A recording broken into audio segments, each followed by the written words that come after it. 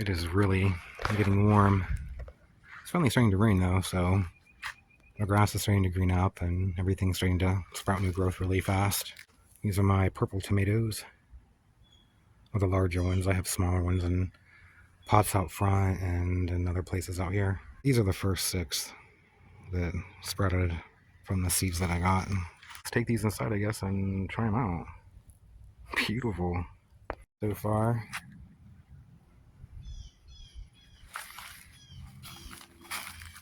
The corn, it's coming up okay and growing, but cats and worms and things keep eating it. That little black cat that hangs around here, I find her out here chewing on it all the time. So between her and the worms, it's quite a mess. All these little things of water I have around, I've been watering from the bottom to help keep the nutrients from washing out of all my pots, so I can water from the bottom and save nutrients and stuff, and save them water too. Whoop. My sugar apple is really growing. The papaya that I cut, I had to put wax on the top of it to try to seal it so it wouldn't rot. As you see, it was kind of rotting. You can see all the little, like one here, those little bumps that were on it. It started to sprout. Like even down here, I think that one will sprout and that one will probably sprout. The ones I put in jars, though, I left out in the sun and forgot about, and they just sort of cooked and kind of turned to slushy mush in the jar after a day or so in the heat. That was a big fail. Getting it to sprout all around the side of it, though, seems to be working. So I'll have a bunch of new side shoots, and each side shoot will be kind of like a main stem that will flower and make papaya. So I'll get more from one plant that way. So I'm supposed to keep it shorter, even though it's a dwarf red lady. It'll keep it shorter supposedly. You can do that with the really big papaya, which I might try to do next. I just I'm kind of experimenting. The guava back here, the one that I think had nematodes, seems to be doing a lot better. I cleaned around the base of it and put a type of geranium oil stuff that's supposed to get rid of them, and it looks 1,000 times better. It's a lot healthier looking, and it's made a bunch of flowers, and it's even starting to make guava, so that's pretty cool. So I'll have to remember to keep it free of plants around the base of it, keep the nematodes from being able to reproduce and get to it. I might have to use some of that geranium oil stuff again, and I might use it for my Barbados cherries, my Acerola cherries, because they're also pretty susceptible to them. They're doing okay. It's making all kinds of new growth. Alice Peruviana, we're getting ripe, so I'm able to get a couple of these here and there every day so far. I've been maybe getting 1 or 2. Like 3 yesterday, and the day before that I harvested a couple, and then there was 1 ready a day or so before that, so they're slowly getting ripe. I think that so far that's all of them though. 3 of them this morning. There might be another one back here. This might, I'm gonna let this go for a few more days though. A little pineapple.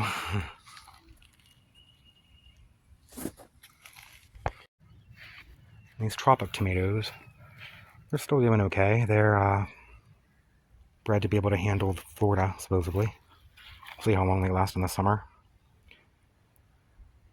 But mostly now just kind of invested in my purple tomatoes. Those are the only ones I really want to grow from now on. Last year that I grow all of these, I might keep the seeds around for some of these tropic and a few of the others, just to mess around and try to cross the purple ones with them. But my main focus from now on are these, just the purple ones. I want to keep just growing the purple as many as I can. Dragon fruit I thought was dead and wasn't going to grow is now taking off and just, I mean, these just seem like they're growing overnight. I've never grown it before. I've only eaten it a few times. I like it. I think I'll enjoy it if I grow it myself a lot more. I think it'll taste better. I'm assuming it will. Everything else always does. So I know I like it. I have no idea how to grow it though. Morello here in the shade is still doing better than all the others in the sun.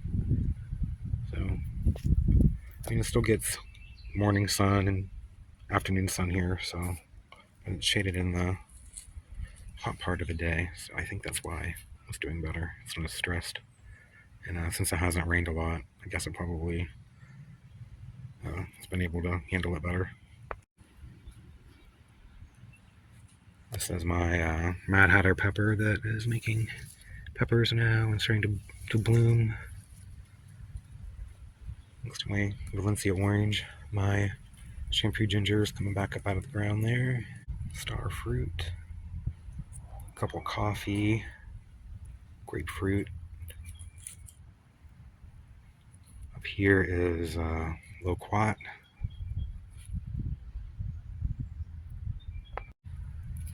Next to these palms is a little Eureka lemon down there. And then over this way is another loquat right here. Some watermelon coming up there. And then some coffee that I'm going to figure out where to put. Collected those little cement things and I've been putting them around the yard trying to figure out where the sun is and where the shade is and stuff and then marking it.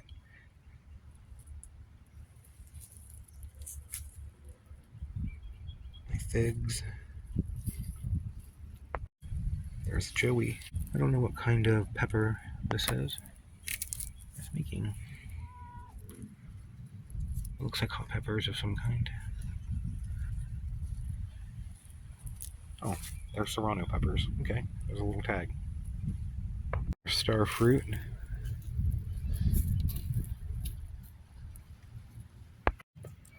Another pimenta puma. It's a couple years old. Same with the other one over by the figs. It's getting huge. It's almost as tall as I am. Peppers are so hot though. Unbelievably hot. It's a beautiful plant.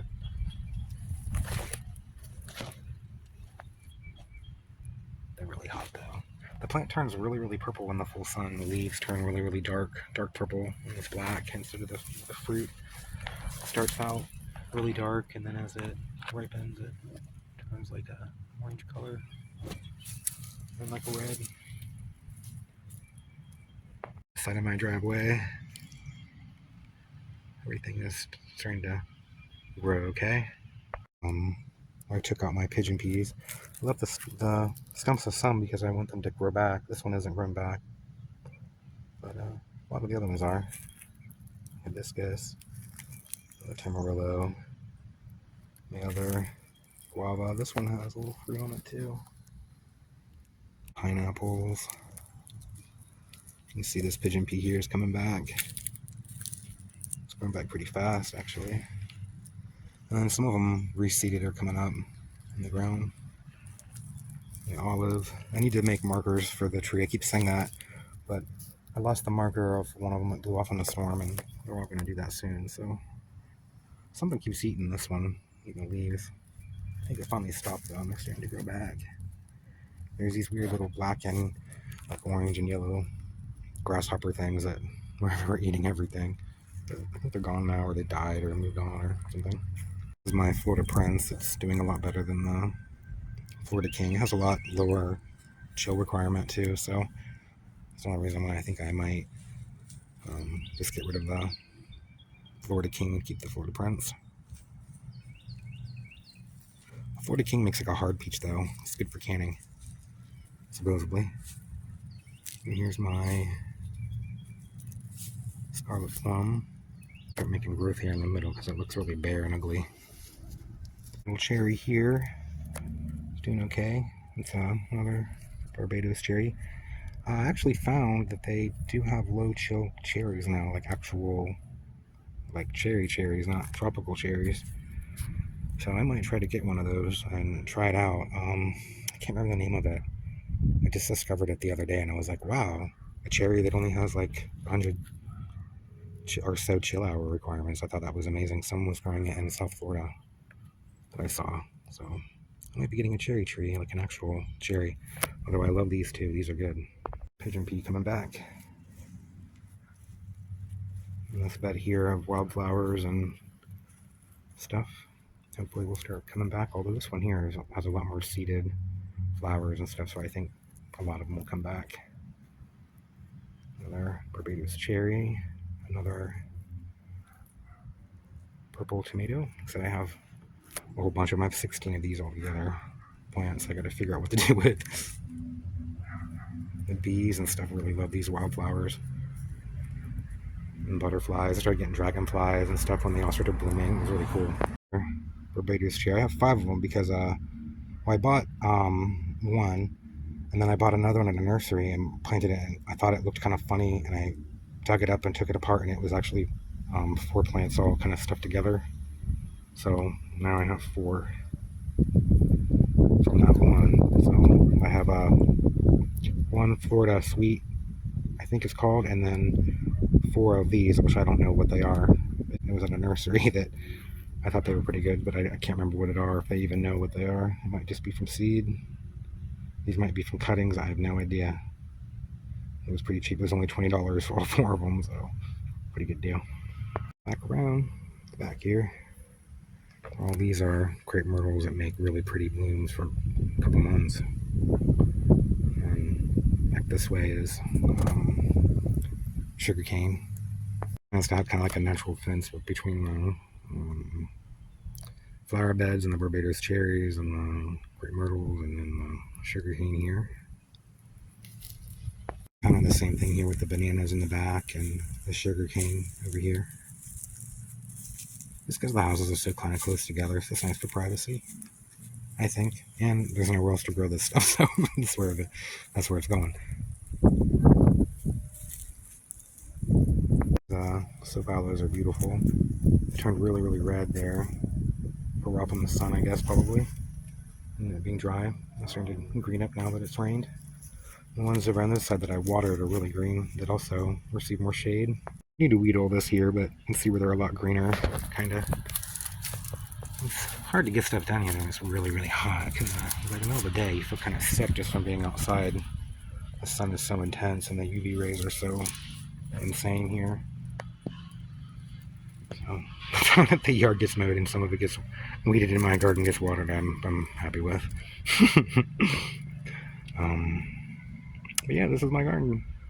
So it's always a work in progress. It always needs something tidying up and some work to do. So I know it looks kind of weird with all these little trays everywhere.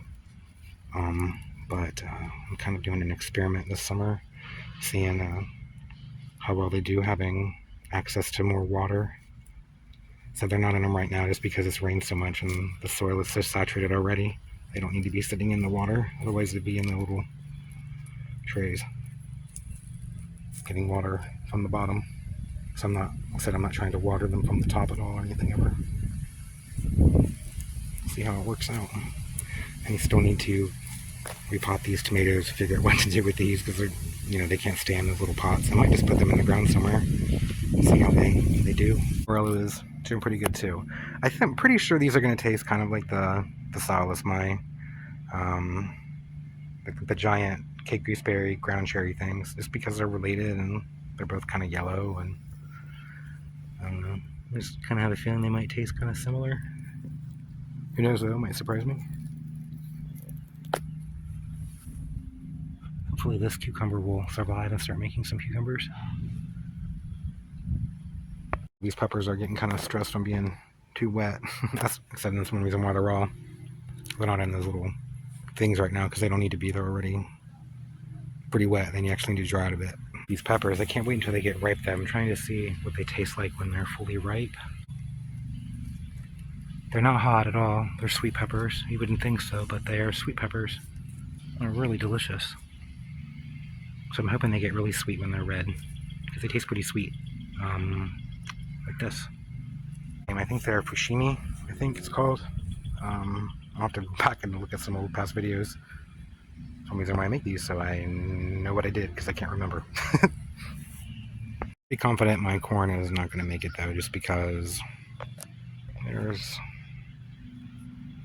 pests. Right there's a moth or something landing on it. But yeah, I think the worms are going to get it. I don't have the energy to care about it this year too much, so sorry corn. Try in the fall. In fact, what I plan to do actually is all this will be nothing but greens and cabbage and stuff this fall and winter. And then over here, I plan to go corn and potatoes. I'm gonna go see these tomatoes. They actually look like they could stand to be ripen up a bit more, but I don't really want anything to get on them. I'm kind of excited to try them out. So they're ready enough for me. See what they're like inside. I mean, it's going to be so cool to see how purple they are. I'm going to cut them open and see what they're like here. I'm excited. It's going to cut it right in half, I think. That's so crazy. Wow. It's actually like really purple. Look at that. Is that not the coolest tomato ever? I have to try them as a sandwich. I love tomato sandwiches. Those are the most beautiful tomatoes you've ever seen. So cool. Some lettuce for this. That's good. It's got a good tomato flavor. It's not like, a lot of the tomatoes you get now, it just tastes like nothing. Or except the OSU blue and the other purple blue ones that I've tried that are just on the skin, the ends, they just don't have much flavor. This has like a really good tomato flavor. Good. But yeah, definitely more like an heirloom style tomato flavor. It's really good. It's a real good, real tomato flavor with like a hint of kind of something else. It's really cool. Maybe it's just me. Maybe it's just because of the color. But, oh, it's good. I'm happy. Everything's as a snack. Oh, I love these. So good. Better than like regular ground cherries. So good. Hope everyone has a wonderful day. Thanks for watching. Bye.